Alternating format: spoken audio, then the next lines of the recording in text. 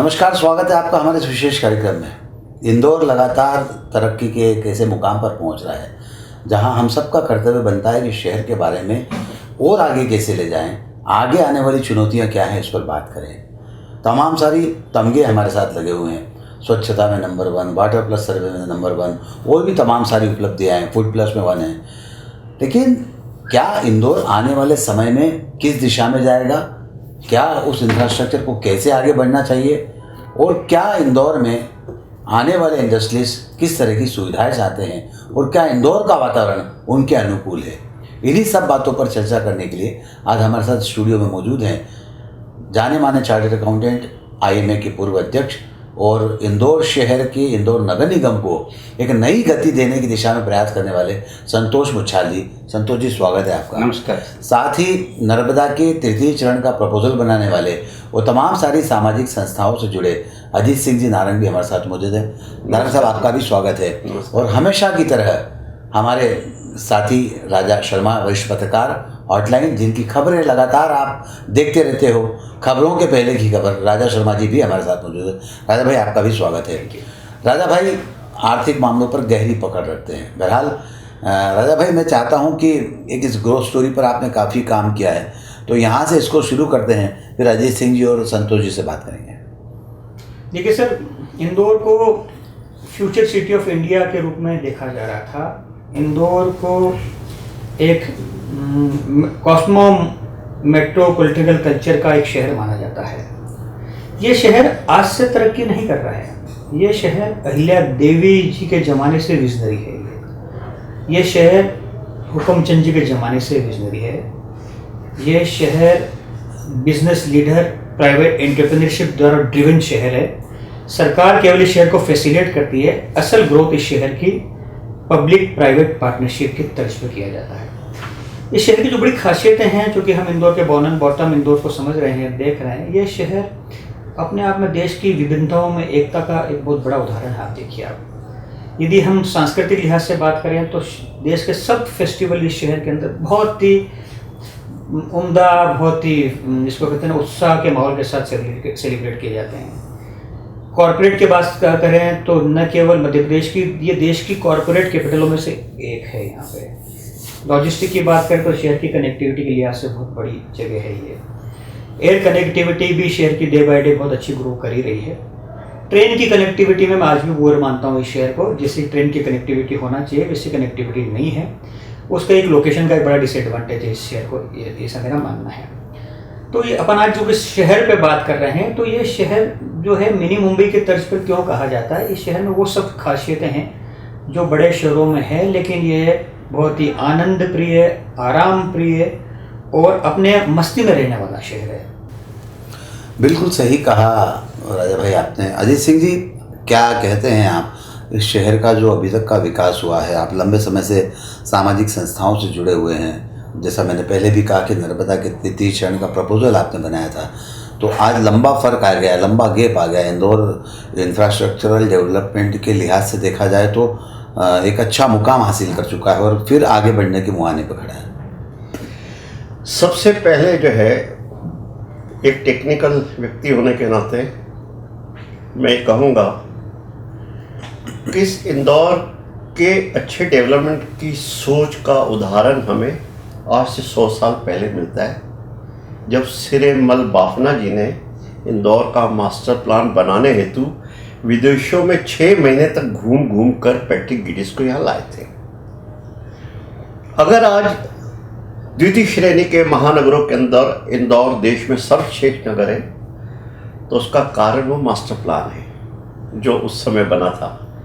आपने पहले देखा होगा कि हमारी एबी रोड या एमजी रोड, इस पर कोठियाँ कितनी कितनी पीछे बनी हुई थी और कितनी कितनी दूर बनी थी, कितनी अच्छी बनी हुई थी। वो जो इंफ्रास्ट्रक्चर उस समय बना, उस इंफ्रास्ट्रक्चर के आधार पर आज भी इंदौर अपनी आबादी के शहरों में तुलनात्मक दृष्टि से बहुत अच्छा शहर है।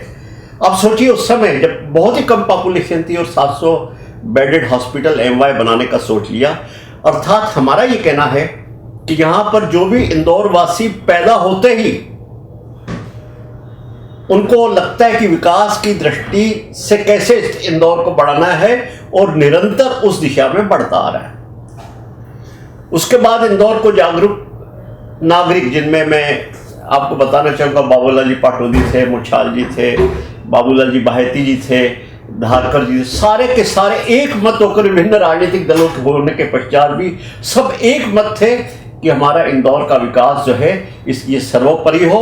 और बार बार बैठ करके सामाजिक संगठन हो, धार्मिक संगठन हो, राजनीतिक संगठन हो, लगातार क्रमवार जो है बैठ के चलती रहती थी इंदौर के बेहतर के लिए कैसे करना है। अगर आज इंदौर स्वच्छता में नंबर 1 आया है तो जैसा कि राष्ट्रपति जी ने भी कहा है, उन्होंने कहा है कि सरकार भी सब जगह है, अधिकारी भी सब जगह है, लेकिन बार बार इंदौर ही नंबर 1 क्यों आता है? उसका कारण है कि इंदौर बहुत बड़ा जागरूक नागरिक, वहाँ के नागरिक जागरूक है। और यह जागरूकता एकदम नहीं बनी है। प्रधानमंत्री जी मोदी जी ने आह्वान किया, उससे तो हमें उड़ान मिली, लेकिन उसके 20 साल पहले से यहाँ की सामाजिक संस्थाएं सारी मिल करके, राजनीतिक दल मिल के एक शहर में स्वच्छता का अभियान चला रहे थे और अनेक कॉलोनियों में उन्होंने इस तरह के गाड़ियाँ चला करके कलेक्शन का काम कर दिया था। इस तरह का इंदौर हर क्षेत्र में हम और शहरों के मुकाबले सोच में, दृष्टि में हमारा जो विजन था वो शुरू से इतना अच्छा रहा, जिसके कारण आज इंदौर यहाँ पहुँचा है। सही कहना है, निश्चित तौर पर ये बात बिल्कुल सही है कि जिस तरह से नारंग साहब ने सिरमल बापना जी का उदाहरण दिया है और इंदौर में 700 बेडेड हॉस्पिटल की परिकल्पना महाराजा यशवंतराव के नाम पर की गई, एक बहुत लंबी सोच का परिणाम है। नारंग साहब का यह कहना भी बिल्कुल दुरुस्त है कि आज से 25-30 साल पहले सूखा गीला कचरा, ऑर्गेनिक कचरे को लेकर भी ठेला गाड़ियाँ चलाई गई और शहर में कचरा इकट्ठा किया गया। तो शहर की तासीर कहीं ना कहीं ऐसी ही है। लोग इस बात को लेकर हमेशा कटिबद्ध रहे हैं कि शहर का विकास होना चाहिए, और जो राजनेता, सामाजिक संस्थाओं के लोग सब एक जाजम पर बैठकर शहर के विकास की दिशा में चिंता करते थे, उसी का परिणाम है। बहरहाल संतोष जी, आपने एक बहुत बड़ा काम किया। इंदौर नगर निगम हमेशा पैसों की कमी से जूझता रहा। कभी तनख्वाह बांटने के पैसे नहीं होते थे, कभी ऑक्ट्राय का पैसा सरकार से नहीं आता था, और जब पक्ष विपक्ष की सरकारें नगर निगम में, अगर पक्ष की सरकार और विपक्ष की सरकार जो है राज्य में है, तो ऐसे में काफ़ी स्थितियाँ विकट होती थी। आपने एक बड़ा काम शहर के लिए जो किया है वो वाकई में हमेशा याद रखा जाएगा कि इंदौर नगर निगम के बॉन्ड को आपने वहाँ ले जाकर स्टॉक एक्सचेंज में रजिस्टर करवाया। तो ये जो दौर आपने देखा, नारायण साहब ने बताया, हम जिस बात की चर्चा कर रहे हैं, तो ये जो बदलाव आपने देखा है, इसको किस रूप में देखते हैं? देखिए, सबसे पहले तो बात तो ये है कि अब जो म्यूनिसिपल कॉरपोरेशन है, अगर आप हमारा भारत का स्ट्रक्चर देखेंगे तो पिरामिड है। नगर निगम सबसे नीचे आता है, परंतु देश की सारी जनता जो है वो यूएलबी से कनेक्टेड रहती है। उसके ऊपर स्टेट गवर्नमेंट आती है, उसके ऊपर सेंट्रल गवर्नमेंट आती है। तो आम जनता जो है उसका जो डे टू डे अफेयर होता है वो होता है यूएलबी के साथ। जब हम ये देखते हैं कि इंदौर आज जनसंख्या हो गई लगभग 40 लाख के आसपास, और आने वाले समय में तेज़ी से जनसंख्या बढ़ रही है, हम इसको सरकार के भरोसे, स्टेट या सेंट्रल गवर्नमेंट के भरोसे नहीं चला सकते। हमें सेल्फ सस्टेनेबल मॉडल बनाना पड़ेगा। जब हम सेल्फ सस्टेनेबल की बात करते हैं तो उसमें हमारे रिसोर्सेज खुद के होना चाहिए। हमने पिछले 4 साल के अंदर जो नगर निगम के लिए करके दिया है वो यही करके दिया है कि हम हमारा फंड खुद रेस करें, उसकी सर्विस भी हम अपने पास से करें, और निश्चित रूप से सरकार, सेंट्रल गवर्नमेंट का उसके अंदर इंटरेस्ट सबविजन वगैरह उसी के तहत हम कर पाए। पर मैं आपको एक और जानकारी देना चाहूँगा कि बॉन्ड के साथ साथ आज हम इंदौर को करीब 400 करोड़ का बैंक से भी लोन करा पाए हैं, क्योंकि हमारी रेटिंग AA हो चुकी है। जब हम रेटिंग की बात करते हैं सुनील जी, तो रेटिंग के अंदर न केवल फाइनेंशियल बल्कि बहुत सारे पैरामीटर होते हैं जो कि मायने रखते हैं, और उन सभी पैरामीटर्स पे इंदौर धीरे धीरे अपने आप को उच्चतम स्तर पर पा रहा है। और मुझे इसी संभावना है कि आने वाले समय में हम इंदौर की रेटिंग को AA+ या AAA तक ले जा पाएंगे, और जो आगे और भी नए न्यू सीरीज ऑफ बॉन्ड, अगली बॉन्ड की सीरीज आने वाली है, उसको भी जल्दी ला पाएंगे। और इस तरह से हम ये मान के चलते हैं कि शहर अगर विकास करेगा, नारायण साहब और आप जैसे लोग अगर अच्छी योजनाएं लाएंगे, तो ये शहर फाइनेंस की दृष्टि से कभी ये नहीं कहेगा कि ये प्रोजेक्ट हम नहीं कर सकते हैं। सही बात है, बिल्कुल सही कहना है मुछाल साहब का। राजा भाई, जिस तरह से लगातार आप आर्थिक मामलों को काफ़ी गहरी पकड़ रखते हैं और आर्थिक मामलों को लेकर देश के तमाम सारे उद्योगपतियों से सीधा संवाद करते हैं, क्या लग रहा है इंदौर में इंफ्रास्ट्रक्चर डेवलपमेंट जो हो रहा है, जिस तरह से अगर हम बात करें, मुंबई में अगर आप जाते हैं, इंडस्ट्री चलाते हैं, तो वहाँ पर आपको तमाम सारे टैक्सेस देना पड़ते हैं, वहाँ राजनीतिक टैक्स देना पड़ते हैं, राजनीतिक पार्टियों के नेता आकर ले जाते हैं। माथाड़ी एक वहाँ बहुत बड़ा समूह है जो सारे इंडस्ट्रीज से, सारे व्यापारियों से टैक्स वसूलता है। ऐसी स्थितियाँ कानून व्यवस्था की दृष्टि से भी और वसूली रंगदारी की दृष्टि से भी इंदौर काफ़ी सुरक्षित माना जाता है। क्या लगता है, देश के उद्योगपतियों को ये चीज़ें लुभा रही हैं? नहीं, देखिए, इंदौर जो है वैसे भी आप सिटीजन एंगेजमेंटशिप का शहर है। जैसे मैंने कहा कि ये मतलब पब्लिक प्राइवेट पार्टनरशिप एंटरप्रेन्योरशिप का शहर है ये। जैसे नारंग साहब ने कहा, उसका जिक्र किया, मैं उसी बात को आगे बढ़ा रहा हूँ कि शहर की पहचान मैनचेस्टर के रूप में हुआ करती थी ना, शहर कपड़े के रूप में जो मिले हुआ करती थी।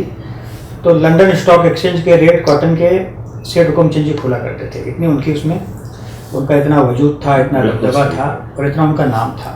एक ये शहर, अपन चूंकि पहले वर्तमान की बात करें उसके पहले इसका इतिहास कैसा रहा उस पर जिक्र करना जरूरी होता है कि आप वर्तमान क्यों इतना मजबूत है।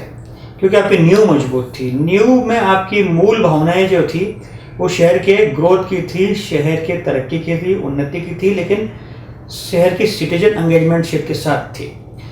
ये शहर अकेला तरक्की नहीं करता है, ये शहर रोज घर से निकलने वाले व्यक्ति की एम्बिशन के साथ तरक्की करता है। देखिए आप, सबसे बड़ी बात यह है कि गुड गवर्नेंस इस शहर का बड़ा यूएसपी है ही, इसमें कोई डाउट नहीं है। और यदि सरकार, मध्य प्रदेश की सरकार की गवर्नेंस अच्छी नहीं हो तो जो आपने जिक्र किया रंगदारी, गुंडा एलिमेंट्स या जो तमाम प्रकार के हफ्ता वसूली होते हैं, तो इस शहर में फिर न तो बिजनेस पनप सकता था, न ही शहर के आसपास इंडस्ट्रीज आती है। आज संतोष मुच्छाल जी ने बहुत अच्छा आर्टिकल लिखा है एक लीडिंग अखबार के अंदर, उसमें बहुत अच्छी बात करी है कि हम पहले जब पीतमपुर जाते थे तो पूरा दिन लग जाता था, और आज हम दिन में 3 बार पीतमपुर जा भी सकते हैं और जाकर आ भी सकते हैं। इसके पीछे भी कारण ये है कि इंफ्रास्ट्रक्चर सुधर रहा है ना। और इंफ्रास्ट्रक्चर कब सुधरता है? जब सरकार की विलिंगनेस होती है, सरकार की मंशा होती है कि तरक्की करे शहर। देखिए, अफसर, पॉलिटिशियन, सरकारें सभी दूर एक जैसी है ही ना, लेकिन कौन व्यक्ति कितना इंटरेस्ट से काम कर रहा है ये मैटर करता है। तो मध्य प्रदेश की कॉरपोरेट कैपिटल तो है ही इंदौर, लेकिन इंदौर में तमाम साधन संसाधन, शिक्षा का हब है, चिकित्सा का हब है। व्यक्ति अपने बच्चों को यहाँ पढ़ने के लिए भेज रहा है। चिकित्सा के लिहाज से सुनील भैया, आप चिकित्सा में हमसे ज़्यादा माहिती रखते हो, आप मतलब चिकित्सा पे आपका बड़ा जानकारी है। आप समझ सकते हो कि देश के बड़े बड़े जो ग्रुप हैं यहाँ क्यों आए। मुच्छाल साहब यहाँ बैठे हैं, शंकरा भी आए ना यहाँ पे। शंकरा क्यों आए? शंकरा भी इसीलिए आए ना कि ये शहर फैसिलिटेशन अच्छा करता है। इस शहर का एक उम्दा एटमॉस्फेयर है। ये शहर बहुत ही पीसफुल एटमॉस्फेयर के अंदर आदमी को बिजनेस करने के लिए अलाउ करता है। देखिए, छोटी मोटी लीडरशिप का दखल तो हर जगह रहता ही है, लेकिन इस शहर में आज भी लीडर्स जो है ना, इस शहर की तरक्की चाहते हैं सर। लावारिश नहीं छोड़ रखा शहर को। मुझे तो होमिदा जी का भी ध्यान आता है कि इस शहर के स्टॉलवर्ट हुआ करते थे। अहिल्या देवी खुद साहब इतनी बड़ी विजनरी लीडर थी हमारी महारानी, वो उन्होंने खुद ने वुमेन्स एम्पावरमेंट का सबसे बड़ा एग्जाम्पल है अहिल्या देवी जी, आप मान लीजिएगा। ये आज अपन जो नारी शक्ति की बात करते हैं ना, उस समय अहिल्या देवी जी ने खुद ने एक वुमेन एम्पावरमेंट के लिहाज से नारी शक्ति की सेना बनाई थी। धर्म के नाम पे इंदौर 13वां ज्योतिर्लिंग है, मान लीजिएगा आप। ओंकारेश्वर और महाकालेश्वर के मध्य इंदौर ज्योतिर्लिंग है, क्योंकि अहिल्या देवी की भक्ति है इस शहर में। और मेरा स्पष्ट मानना है कि अहिल्या देवी की बड़ी ब्लेसिंग है शहर के ऊपर तरक्की पे। तो जहाँ पे इंफ्रास्ट्रक्चर की बात है, सरकार फैसिलिटेट करती है और पब्लिक प्राइवेट पार्टनरशिप इस शहर की ग्रोथ के बड़े हिस्सेदार हैं। अब आप सड़क पर एक चॉकलेट का रेपर फेंक के तो देखिए, 4 लोग हाथ पकड़ लेंगे आपका कि भाई साहब ये सबसे स्वच्छ शहर है हमारे देश का, आप ये डस्टबिन में डालिए, उठाइए। ये जो सिटीजन एंगेजमेंटशिप की जो भावनाएं है ना कि ये मेरा है, ये जो मेरापन का भावना है ना, इसकी शुरुआत हुई कैलाश विजयवर्गीय के महापौर कार्यकाल के दौरान से। पब्लिक प्राइवेट पार्टनरशिप की सड़कें, बॉन्ड सड़कों पे, कि उन्होंने आपका पैसा कुछ लगेगा सामने, तो आप नहीं चाहोगे उस सड़क पे कोई टेंट वाला गड्ढा करे, आप नहीं चाहोगे कोई केबल वाला आके उसको ठोके। होगा तो आप तुरंत उसको संबंधित अथॉरिटी को बोलोगे कि हमारे मोहल्ले के सड़क कोई व्यक्ति खोद रहे हैं, क्योंकि आपका उसमें स्टेक लगता है। जब व्यक्ति का स्टेक लगता है ना, कैसा भी स्टेक लगे, इमोशनल लगे, प्रोफेशनल लगे, मॉनिटरी लगे, तब व्यक्ति, ये कैलाश जी का कंसेप्ट था उस समय। जब मेरे तो कुछ दिन पहले कैलाश जी से बात चल रही थी तो मैं उस कंसेप्ट पर बात कर रहा था कि आपने कैसे किया उसको। तो उन्होंने मुझे बताया कि हम चाहते थे कि व्यक्ति का अटैचमेंट हो जगह से। जब अटैचमेंट होता है तो उसका नुकसान नहीं पहुंचने देता है, और केवल लोकल बॉडी, सरकारी बॉडी का होगा तो फिर परवाह नहीं करता है। तो ये जो प्राइवेटशिप है ना, पार्टनरशिप, उसमें एक बड़ा कंसेप्ट रहा कैलाश जी का।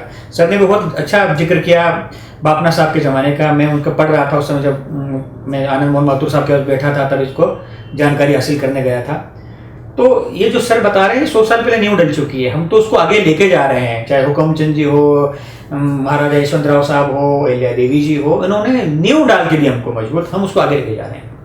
जी, एक सेकंड अगर माफी से बोलना चाहूँगा, जैसे राजा भाई ने जो बोला ना, और आपने भी जिक्र किया, मैंने आज के आलेख के अंदर भी उसको बहुत हाईलाइट किया है कि पीतमपुर में पिछले 15-20 साल जितने भी मेरा दृष्टि जाती है, barring very few small incidents, there is no labor unrest. Undoubtedly, बिल्कुल। And that is the biggest USP of Indore. Undoubtedly, 100%। आप कितनी भी इंडस्ट्रीज को इंसेंटिव दे दें, सब्सिडी दे दें, अगर लेबर अनरेस्ट होगा तो वो वहाँ इंटरप्राइज काम ही नहीं कर पाएगा। हमने देखा है, अन्य महाराष्ट्र में हमने देखा है, लेबर यूनियन पर भी अच्छी यूनिट अगर लेबर अनरेस्ट होता तो बंद हो जाती है। बिल्कुल। तो टचवुड ये एक बड़ी अच्छी यूएसपी है जो कि भारत में और कहीं जितनी यहाँ उतनी नहीं है, और भगवान करे ये बनी रहे।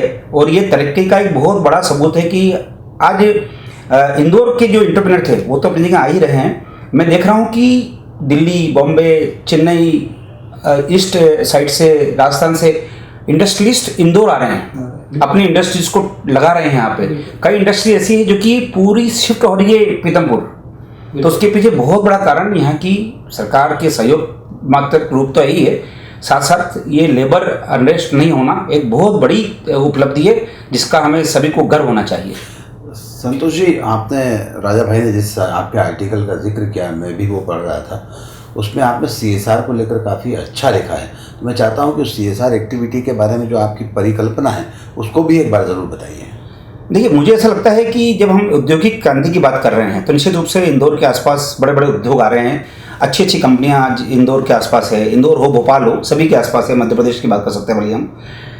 ये सभी कंपनियों के हेड ऑफिस जो है या तो बॉम्बे है, दिल्ली है और कहीं है। ये कंपनियां कमाती यहाँ से है, काम यहाँ कर रही है। इनके जितने एम्प्लॉई हैं, सीनियर एम्प्लॉई या जूनियर एम्प्लॉइज, वो इंदौर के रिसोर्सेज को यूज़ कर रहे हैं, इंदौर के सिस्टम को यूज़ कर रहे हैं। कंपनीज एक्ट के अंदर और इनकम टैक्स एक्ट के द्वारा CSR का एक निर्णय किया गया है। ये सभी कंपनियां CSR को खर्च करने के लिए कानूनी रूप से बाध्य हैं, खर्च कर रही है, परंतु ये अपने हेड ऑफिस या अपने प्रभावित क्षेत्रों में जहाँ भी इनके हेड ऑफिस वगैरह हैं, इनके प्रमोटर्स हैं, वहाँ ही कर रहे होंगे। उसका सीधा फायदा इंदौर को या इंदौर के आसपास के क्षेत्र को नहीं मिल रहा है। मेरा ये सरकार से सविनय अनुरोध है कि हम इस मैकेनिज्म को डेवलप करें, एक मॉडल बनाएं, एक CSR फाउंडेशन क्रिएट करें। गुजरात में ऑलरेडी गुजरात CSR फाउंडेशन बना हुआ है, ताकि CSR का जो पैसा है उसको हम यहाँ पे यूज़ कर सकें। एक मैंने बीच में एक पोर्टल का जिक्र किया था कि एक पोर्टल बनाया जाए जिसपे हम जो भी CSR से रिलेटेड दोनों लोग जिनको ज़रूरत है CSR की, वो जिनके पास CSR अवेलेबल है, उनको ऑनलाइन रखें, रजिस्ट्रेशन करें और वॉलंटियर्स के माध्यम से उसको मॉनिटर करें, ताकि ये CSR का पैसा जिसकी जहाँ इच्छा हो, किसी को शिक्षा में चाहिए, किसी को चिकित्सा में चाहिए, किसी को, वो अपना CSR का फंड उसमें यूज कर सके। हमें जरूरत है सिर्फ कोऑर्डिनेशन करने की, और ये इससे एक अच्छा विकास हो सकता है। नानक साहब, बदलाव को आपने बहुत नज़दीक से देखा है, लंबा अरसा आपको बीत गया। जब इंदौर के नर्मदा तृतीयचरण की बात करें, सामाजिक संस्थाओं से आप जुड़े हुए हैं, और इंदौर की तासीर जो है, इंदौर के लोगों का स्वभाव जिसको हम कह सकते हैं वो यही है कि वे शहर के विकास की ओर एकजुट होकर प्रयास करते हैं। तो इस दौर को कैसे देखते हैं, इसमें क्या बदलाव आए, इस विषय पर ज़रूर बताइए। देखिए, मैं आपको बताता हूँ, जब हमने तृतीय चरण का आवाज़ उठाई थी, एक रिपोर्ट पूरी तैयार मैंने की थी, उस समय यहाँ पर 26 करोड़ रुपए का प्रतिवर्ष घाटा हो रहा था नगर निगम में जी। और हमारे ही प्रयासों के कारण जब 10 रुपए के 30 रुपए दिए थे, उसके लिए कुछ लोगों ने रेट लगा दी थी कि हम 10 रुपए से ज़्यादा नहीं देंगे। तो हमारे प्रयासों के कारण 10 रुपये की बजाय 60 रुपये हुए, क्योंकि 26 करोड़ का घाटा था। हमने एम्फेसाइज किया किस तरह घाटा कैसे नगर निगम उठा सकते जिसके पास तनख्वाह भी देने को नहीं होती है। वो प्रेजेंटेशन जब हमने किया, तैयार किया पूरा प्रोजेक्ट, और उसके बाद एक प्रमुख अखबार में 7 दिन तक छपा एक पेज पूरा उसका, तो तत्कालीन मुख्यमंत्री जी ने हमें भोपाल बुलाया और वहाँ पर सभी अफसरों के सामने, जिसमें चीफ सेक्रेटरी से लेकर सारे IAS अफसर, टेक्निकल ऑफिसर, प्रेजेंटेशन किया और हमने उनको ये बताया कि इस इंदौर की जल प्रबंधन व्यवस्था को जो है वो बेहतर होगी, तभी हम इस घाटे से उभर पाएंगे, क्योंकि देश का सर्वाधिक महंगा पानी और इतना सस्ता पानी हम कैसे वापर रहे हैं। तो हमने उसकी नो प्रॉफिट नो लॉस की, और आपको आश्चर्य होगा नो प्रॉफिट की नो लॉस योजना का कुप्रबंधन से सुप्रबंधन कैसे होता है, इसके जब हमने आधार बनाकर सारा तैयार किए तो कोई दरों में खास परिवर्तन नहीं आ रहा था, लेकिन पूरी की पूरी योजना जो है वो स्वावलंबी हो जाती है, जिसका हमने नाम दिया था स्वावलंबी जल प्रदाय मल निकासी प्राधिकरण। और अभी फिर 2017 में मैंने उसको रिवाइज किया है, जबकि 126 करोड़ का घाटा इन सालों में बढ़कर के 15 सालों में 140 करोड़ हो गया था। तो 140 करोड़ के घाटे के हिसाब से हमने फिर उसको रिवाइज किया पूरे का पूरे प्रोजेक्ट को, और उस प्रोजेक्ट को बनाकर हमने ये सिद्ध किया कि अभी भी वर्तमान में भी हम जल प्रबंधन व्यवस्था में, आप संतोष जी कहते हैं इधर से पैसा लाओ, इतना पैसा लाओ, लेकिन बीइंग टेक्निकल हमारा ये इस संबंध में मान्यता ये है कि हम बर्बादी को रोके। हमारा पैसा जो बर्बाद हो रहा है, अगर हम उसको बचा देते हैं, अगर 140 करोड़ रुपए बचा, जो हो सकता है 250 करोड़ हो गया हो 2017 के बाद, अगर हम उसको बचा देते हैं तो हमें टैक्स और लगाने की जरूरत नहीं पड़ेगी, और फिर किसी पर, गरीब आदमी पर, वित्तीय रूप से जो कमजोर है उसके ऊपर भी आर्थिक प्रभाव नहीं है। ये सारी की सारी व्यवस्थाएं जो है सुधारने की आवश्यकता है। इसकी आवाज हम पिछले 15 सालों से लगातार उठा रहे कि इंदौर की जल प्रबंधन व्यवस्था को हम इस तरह बनाएं कि नो प्रॉफिट नो लॉस की हो जाए, और हमारे नगर निगम पर इतना वित्तीय भार नहीं जाए, वो 140 करोड़ या 200 करोड़ रुपया हम अन्य मद में खर्च कर सके इंदौर के विकास के। अब दूसरी जो बात मैं आपको इम्पॉर्टेंट बताता हूँ, जिस पर अभी हम कार्य कर रहे हैं, जिसकी हमने बात की है, और काफ़ी इलेक्ट्रॉनिक मीडिया ने, प्रिंट मीडिया ने उसको बहुत ही अच्छे तरीके से पेश किया। मैं आपको बता रहा हूँ, फिर बता रहा हूँ, न केवल राजनीतिक दल, सामाजिक संस्थाएं, धार्मिक संस्थान, बल्कि इंदौर का मीडिया भी, चाहे प्रिंट मीडिया, इलेक्ट्रॉनिक मीडिया है, वो सदैव जो है इंदौर के विकसित के अंदर उतनी ही रुचि लेता है जितनी हम लोग रुचि लेते हैं। और उन्होंने बहुत अच्छा प्रोजेक्ट किया, और हमने उसमें यही कहा कि इंदौर का जो मास्टर प्लान बनना है, इंदौर में स्वच्छता में नंबर 1 आने के बाद, वाटर प्लस में नंबर आने के बाद, हम देश का सबसे सर्वश्रेष्ठ नंबर 1 मास्टर प्लान चाहते हैं। उस मास्टर प्लान को तैयार करने के लिए हमने देश के जाने माने विशेषज्ञों से, जो प्लानर्स थे, उनके साथ डिस्कशन किया। भोपाल में हमारे प्रदेश के और इंदौर के भी इंजीनियर्स आर्किटेक्ट एसोसिएशन, उनके साथ बैठ के हमने पूरा अध्ययन किया। तो हमने ये पाया कि ये अभी आबादी 35 लाख है, 2050 में ये 2035 में ये 50 लाख की आबादी हो जाएगी, अर्थात 2035 में यह एक मिनी मेगा सिटी बन जाएगा, और 2050 में इसकी 1 करोड़ आबादी हो जाएगी और ये मेगा सिटी हो जाएगी। क्योंकि उस समय उज्जैन, देवास और ये सारे के सारे आसपास के क्षेत्र, अगर आप आंखें बंद करके देखें तो आपको लगेगा इंदौर में मिले हुए हैं। तो हमें जो प्लान बनाना चाहिए वो इस तरह बनाना चाहिए कि हमें जो भी इंफ्रास्ट्रक्चर बनाना है, चाहे वो मेट्रो का हो, चाहे BRTS का हो, चाहे जल प्रदाय का हो, मल निकासी हो, अपने स्टॉर्म वाटर निकालने की बात हो, कचरा प्रबंधन की बात हो, ये सारे के सारे जो है बेसिक इंफ्रास्ट्रक्चर की जो बातें हैं, ये सारी की सारे अभी से ही उस मास्टर प्लान के अंदर प्रावधान कर दिए जाए, ताकि कल इनको प्रावधान करने हेतु हमें कोई तोड़ फोड़ नहीं करनी पड़े। मैं आपको एक उदाहरण देता हूँ कि एक मेट्रो रेल की बात करता हूँ कि जब वो ज़मीन पर जाती तो 50 करोड़ रुपए प्रति किलोमीटर लगते हैं, ऊपर जाती तो 100 करोड़, और जब ज़मीन के अंदर जाती तो 350 से 400 करोड़ रुपए प्रति किलोमीटर। तो जब अगर ये सारे शहर विकसित हो गए और हमने क्षेत्रीय परिप्रेक्ष्य में, महानगरीय दृष्टि में, और उसके साथ में सुदृढ़ नगरीय उपनगरीय परिवहन संरचनाओं के साथ इंदौर का मास्टर प्लान नहीं बनाया, तो हमें इतनी तोड़फोड़ करनी पड़ेगी कि हमारा अरबों खरबों रुपया बर्बाद होगा, और इनको फिर इम्प्लीमेंट करने में भी बहुत मुश्किल आएगी। देखिए, सिरेमल बापना से लेकर अजीत सिंह नारंग तक ऐसे लोग जो शहर के विकास को एक लंबे परिप्रेक्ष्य में देखते हैं, दूर की सोचते हैं, ऐसे ही लोगों की वजह से इंदौर शहर का विकास सही गति पकड़ रहा है और आने वाले समय की चुनौतियां जो है उस पर भी काफ़ी अच्छे से काम हो रहा है। बात हमने शहर के विकास की कर ली, शहर के आसपास जितने औद्योगिक क्षेत्र हैं उसको लेकर बात कर ली, CSR एक्टिविटी की बात कर ली और तमाम सारे पिछले और नए उदाहरणों को लेकर बात कर ली। लेकिन क्या शहर का नेतृत्व आने वाले समय में किस तरह का होना चाहिए, ये भी एक बहुत बड़ा मुद्दा है। शहर का नेतृत्व जो शहर का प्रथम नागरिक हो, हम किसी पार्टी या किसी व्यक्ति को लेकर बात नहीं करते हैं, हम उस जिम्मेदारी को सही ढंग से निभा पाए, उसका कर्तव्य क्या हो, उससे जनता अपेक्षा क्या करती है, इस पर ज़रूर बात करना चाहते हैं। राजा भाई क्या कहते हैं, शहर में जब चुनाव नगर निगम के होने जा रहे हैं और इसी परिप्रेक्ष्य को अगर हम समझने की कोशिश करें तो शहर का जो प्रथम नागरिक हो उससे क्या अपेक्षा है? देखिए, मैं ये कहता हूँ, कौन हो और कैसा हो में फ़र्क है।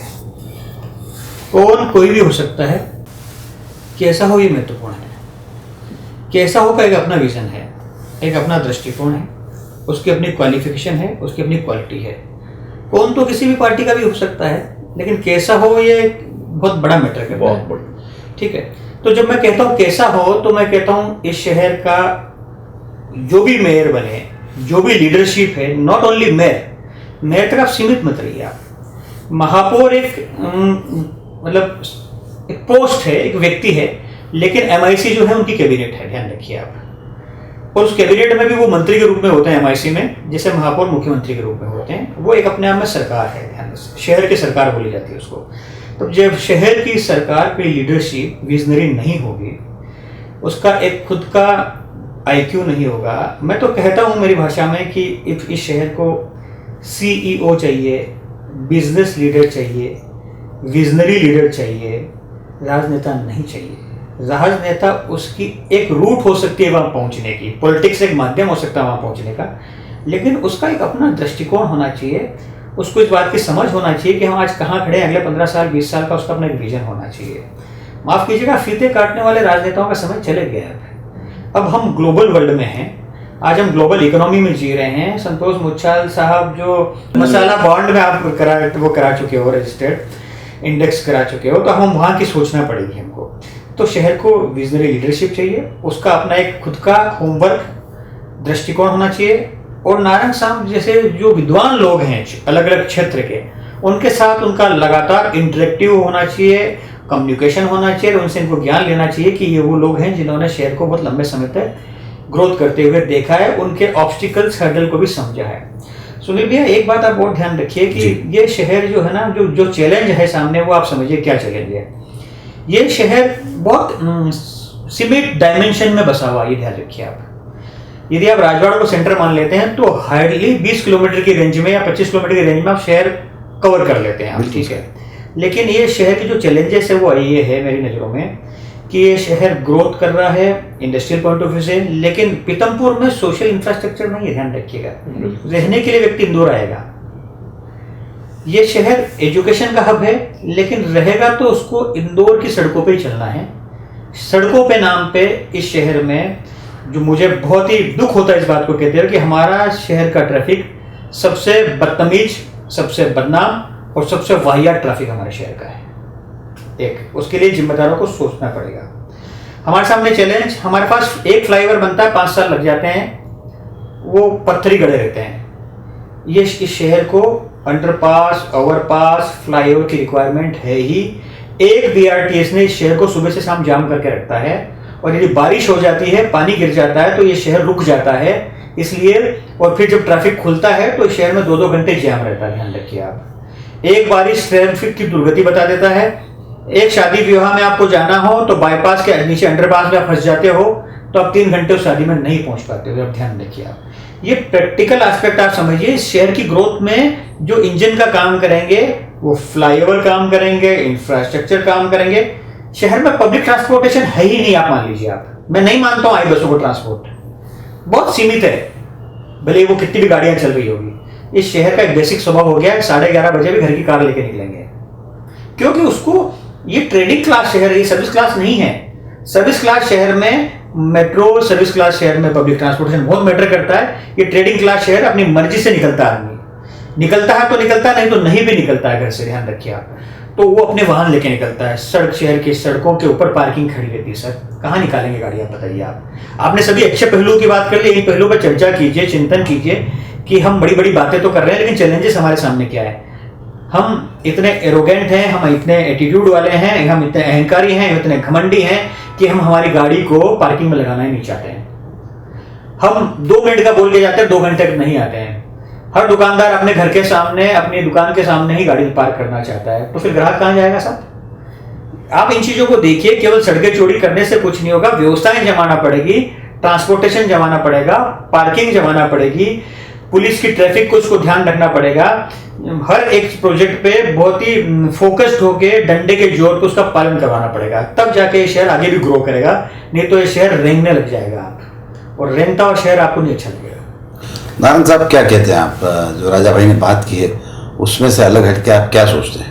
मैं 100% राजा भाई से सहमत हूं कि सचमुच में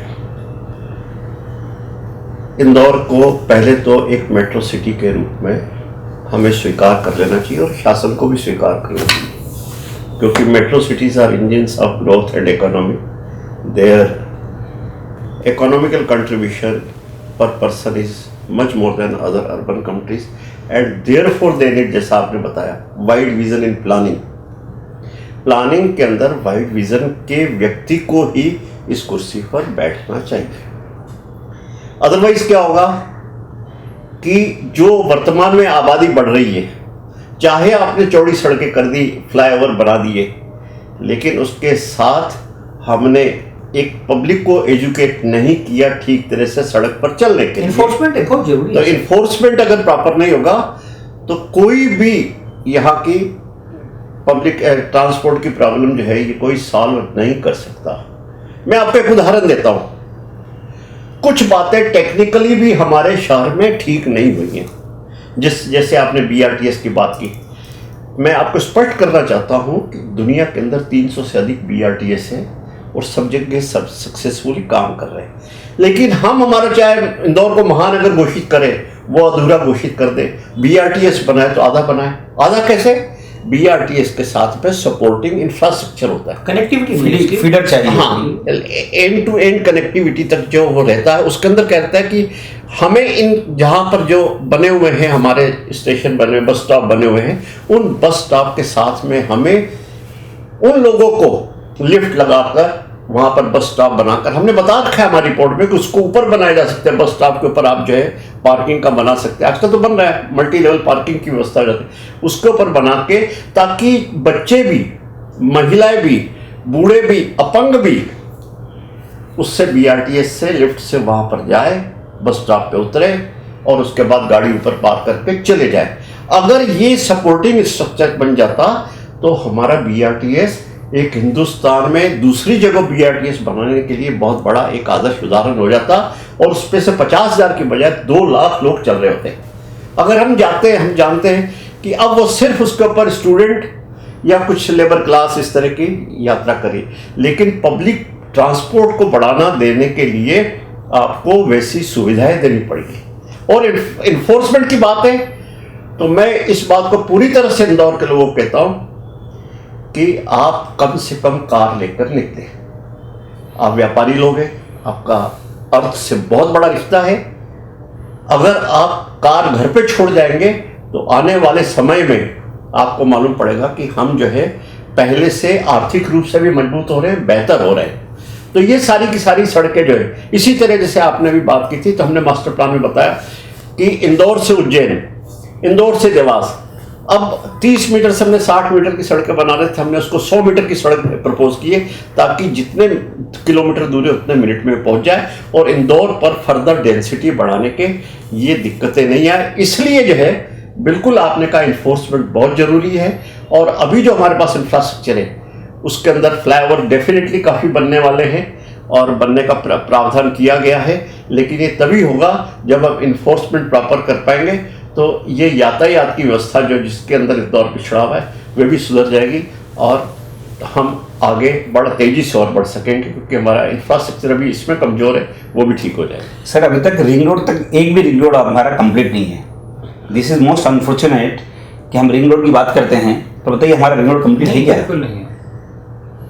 एक बस इसका बड़ा कारण बताता हूँ सर आपको। अब थोड़ा सा मैं शो को एक अलग तरीके से ले जाना चाहता हूँ। देखिए, इस शहर में दरअसल जो रियल एस्टेट के बड़े प्लेयर हैं शहर के, वो अपने निजी लाभ के लिए पॉलिसी को बदलाव करवा लेते हैं। ये इंपॉर्टेंट बात है, ध्यान रखिए आप। और जब निजी लाभ के लिए आप पॉलिसी में बदलाव करवा लेते हो तो वो पॉलिसी हाशिए पे चली जाती है। ठीक है, बाईपास से बाईपास बचा ही नहीं है सर, बाईपास शहर का एबी रोड हो गया है। हाँ, एबी रोड हो गया, बिल्कुल सही बात है। तो जब बाईपास नहीं बचा, क्योंकि वहां पे आपकी 4 करोड़ 5 करोड़ रुपए एकड़ की जमीन के सौदे होने लगे हैं। ठीक है, तो शहर की ग्रोथ में रियल एस्टेट का बड़ा रोल होता है, और आप कहाँ घुटने टेक देते हो, कहाँ हाथ खड़े कर देते हो, प्लानिंग में ये बड़ा विषय है, ध्यान रखिए आप। एक दूसरी बात, इन्फोर्समेंट के जीवन में दुनिया में कुछ नहीं हो पाया है। आज चलिए बात करते हैं अपन, आप और मैं इसी शहर में वर्षों से रह रहे हैं, नारायण साहब इसी शहर में शहर की प्लानिंग को समझ रहे हैं, देख रहे हैं। ये शहर स्वच्छता में सेग्रीगेशन वाला जो विषय है, सेग्रीगेशन के विषय पे तत्कालीन निगम आयुक्त जो थे मनीष सिंह ने, एक इन्फोर्समेंट ही तो था ना, और क्या था? इन्फोर्समेंट था, बिल्कुल। वो डंडा तो था ना, वो डंडा का जोर तो था कानून का, नियम का, कायदे का, काम कैसे किया जाना चाहिए, किसी की लापरवाही बर्दाश्त नहीं होगी। तो जब इन्फोर्समेंट होने लगता है ना, मुशाल साहब ने शुरू में कहा ना कि अर्बन बॉडी सबसे नीचे की बॉडी है, लेकिन सबसे ऊपर का काम तो वही करती है। पार्लियामेंट तो नहीं, पार्लियामेंट तो दिल्ली में करता है, यहाँ तो रोज हमसे कॉर्पोरेशन से पाला पड़ना है। यहाँ इन्फोर्समेंट एजेंसियां जो है ना, ये मैटर करती है कि कितनी मॉनिटरिंग शार्प है। आज आप देख लेते हो कि कौन सी ट्रेन कहाँ पहुंची, आप देख लेते हो ऐप पे, तो इन्होंने ऐप पे काम करना शुरू किया। कौन सी गाड़ी वहां पहुंची, कचरा उठा रही है कि नहीं उठा रही है, दरोगा काम पर आया है कि नहीं आया, रात को झाड़ू निकल रही है कि नहीं निकल रही है, ये मॉनिटरिंग है। तो मॉनिटरिंग से व्यक्ति को डर लगता है। हम किसी दफ्तर में जाते हैं, हमारा टाइम पे फिंगर नहीं लगता है, तो उस दिन एब्सेंट लग जाती है, मतलब तनख्वाह उस दिन की नहीं मिलती है। तो ये क्या है? मॉनिटरिंग इन्फोर्समेंट है। बगैर इन्फोर्समेंट ट्रैफिक में कोई सुधार नहीं हो पाएगा।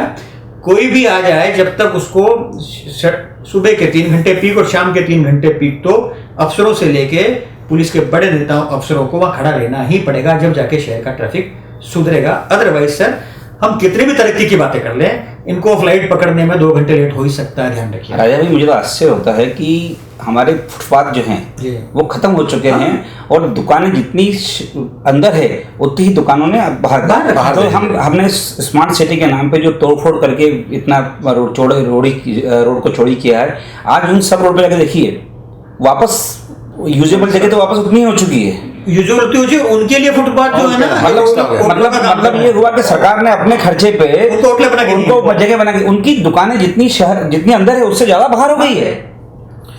संतोष जी, क्या लगता है, जैसा हमने अभी शुरुआती दौर में बात कर रहे थे और अभी हम कार्यक्रम को समाप्त करने की तरफ बढ़ चले हैं, तो हमारा जैसा नए महापौर जो आए शहर के, वो किस तरह के हों, उसको लेकर जो बात चल रही थी, उसमें आप कुछ एडिशन करना चाहते हैं? सर, मेरा को बहुत स्पष्ट कहना है, क्योंकि अब इंदौर का बजट जो है वो मध्य प्रदेश का सबसे बड़ा बजट है नगर निगम का।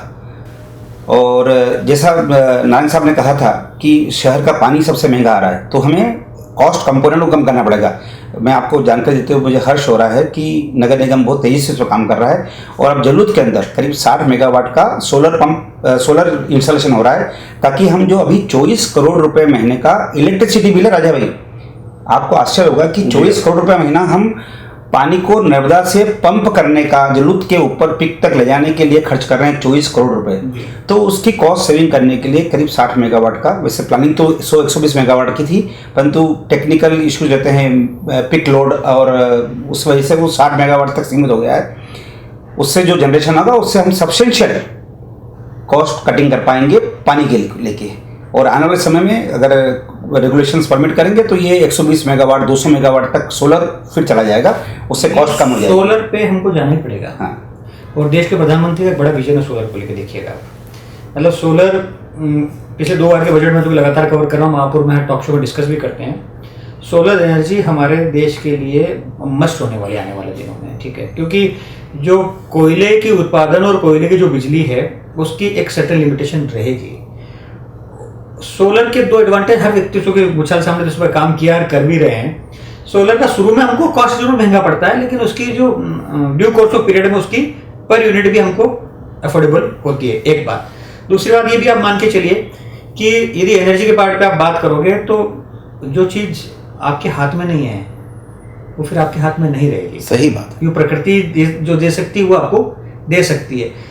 तो जो चीज़ आप बना सकते हो तो बना सकते हो, लेकिन जो चीज़ आप नहीं बना सकते हो उसके लिए फिर देश फिर एक बार ब्लैकआउट में जाता है। हमने देखा है सोलर मस्ट है, इसको देश को, प्रदेश को, हर शहर को अडॉप्ट करना पड़ेगा। वाटर हार्वेस्टिंग सर इस शहर का एक बड़ा कंसेप्ट वही करता था और मुझे अच्छी तरह याद है कि नगर निगम ने इस पर अच्छा काम किया। 20 साल पहले से वाटर हार्वेस्टिंग पे काम शुरू किया।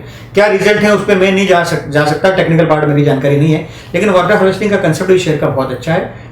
क्योंकि पानी को आप जितना जमीन के अंदर करोगे तो यहाँ नहीं तो कि 2 किलोमीटर दूर काम आएगा, लेकिन काम किसी आज जरूर आएगा, वो नाले में नहीं बहेगा, ऐसा मेरा मानना है। और अरे भाई ये जो 250 करोड़ रुपए का जो 60 मेगावाट का प्रोजेक्ट लग रहा है लगभग, उसके लिए नगर निगम ग्रीन बॉन्ड लेके आ रहा है जी, जो कि आने वाले समय के अंदर इश्यू होंगे। और मेरी तो ये राय रहेगी आने वाले टीम से जो महापौर के नेतृत्व में आएगी कि इस बार हम प्राइवेट प्लेसमेंट के बजाय हम पब्लिक पार्टिसिपेशन लाएं, ताकि शहर की पब्लिक भी उस बॉन्ड के अंदर पार्टिसिपेट कर पाए। और उसमें 2 फायदे होंगे कि एक तो जो interest, high rate of interest bond पे रहता है वो पब्लिक को मिलेगा, और पब्लिक को जब लगेगा कि उसका पैसा यहाँ पे लगा हुआ है तो उससे उसके अंदर एक आत्मीयता, एक स्वामित्व की एक जो आती है फील वो आएगी। तो जो आपने क्वेश्चन किया था कि आने वाले समय में जो महापौर जो होना चाहिए वो इन सब, क्योंकि जब हम बॉन्ड की बात करते हैं तो लिस्टिंग की बात करते हैं। इंदौर शहर लिस्टेड एंटिटी है, सेबी के कंप्लायंसेस हैं। जब हम ये फॉलो करते हैं तो इस रिक्वायर्ड कॉर्पोरेट गवर्नेंस। जब हम कॉर्पोरेट गवर्नेंस के माहौल की बात करते हैं तो उसमें हमें ऐसा लीडर चाहिए जो विजनरी हो, जो ट्रांसपेरेंट हो, जो सेबी के कंप्लायंसेस प्रोसेस को पूरी तरह फॉलो कर पाए। तो इसके लिए तो जो आवश्यकता है बेसिक पढ़ाई लिखाई, समझ, विजन ये होना चाहिए। तो आने वाला महापौर वो होना चाहिए जो कि इसको म्युनिसिपल कॉर्पोरेशन को एज ए CEO रन कर सके, एक कॉर्पोरेट गवर्नेंस के हिसाब से रन कर सके। हमने लास्ट टाइम उसमें आपको सुनील भाई याद हो तो शो किया कि कॉर्पोरेशन नहीं, कॉर्पोरेट गवर्नेंस का आदमी अब हमको इस शहर को चाहिए। कॉर्पोरेशन गवर्नेंस तो बरसों से होते आ रहा है, लेकिन कॉर्पोरेट गवर्नेंस क्योंकि ये शहर नगर निगम में कंपनी की तर्ज पे आना चाहिए। नगर निगम में गवर्नमेंट बॉडी नहीं रही है, वो एक कंपनी है। कंपनी को प्रॉफिट मेकिंग यूनिट कैसे बनाया जाए, कंपनी में लाभांश और शहर के लोगों को कैसे शामिल किया जाए, ये विषय होना चाहिए। तो मैं मुच्छाल साहब की बात से बहुत सहमत हूँ कि शहर के जो स्टेक होल्डर हैं उनको उसमें शामिल कीजिए, तो आपके लाभांश के हिस्सेदार रहेंगे वो, और आपको नुकसान में नहीं जान देंगे वो। यस, सही बात है। तमाम सारे मुद्दे, तमाम सारी बातें हमने कही शहर के विकास को लेकर। अजीत सिंह नारंग साहब, संतोष मुच्छाल जी, राजा शर्मा जी, इन तीनों ने मिलकर शहर के विकास की जो गाथा लिखी गई और अभी तक शहर जिस मुहाने पे खड़ा है और आने वाले समय में शहर की ज़रूरत क्या है और शहर का नया महापौर उनसे क्या अपेक्षा है, उसकी क्वालिटी क्या होना चाहिए, इन सब बातों पर हम लगातार चर्चा कर रहे थे और काफ़ी इंटरेस्टिंग चीज़ें निकल कर आई है। चाहे पुरानी बातें श्रीमल बापना साहब की हो या संतोष मुच्छाल जी द्वारा इंदौर नगर निगम के जल को लेकर, इंदौर के जो पानी के, बिजली के बिल को लेकर जो बात कही गई है, तमाम सारी ऐसी बातें हैं, तमाम सारे ऐसे उपलब्धियों की ओर हम जाना चाहते हैं। बहरहाल राजा भाई आपका, नारंग साहब आपका और संतोष जी आपका बहुत बहुत धन्यवाद कि आप इस शो में आए। आज के इस कार्यक्रम में बस इतना ही। सुनील जोशी और राजा शर्मा को दीजिए इजाज़त। नमस्कार। नमस्कार। नमस्कार।